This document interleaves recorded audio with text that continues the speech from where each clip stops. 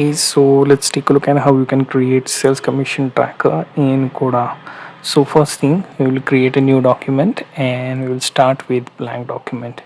Now here we will first rename the document to sales commission tracker. Now next thing, we will create a table using / and then use table. Right now here I will start with salesperson name. Second, I will add column of date. Right, then here I will simply use column type date.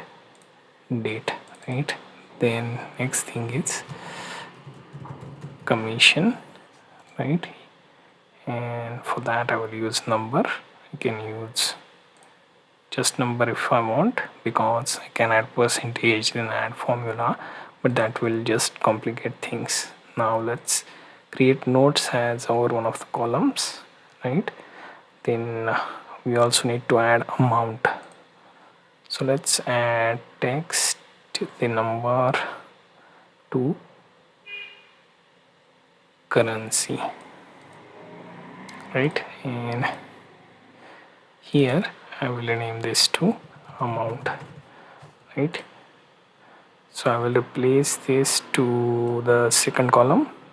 Then we have third, fourth, fifth. So let's say John Doe is first salesman with amount of sale 99 USD.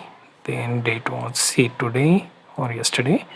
Commission he gets is 19.99 USD for every $100 sales. Right, sold hardware item.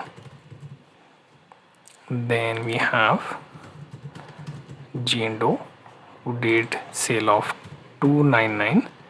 Then we did that on 13th. Commission was 29.99. Okay, so this should be the highest ceiling for commission. And then sold software item.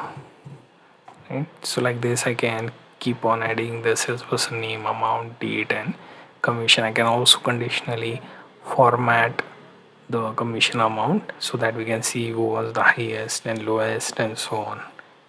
Right, so this is just an example of how you can create sales commission tracker in Coda.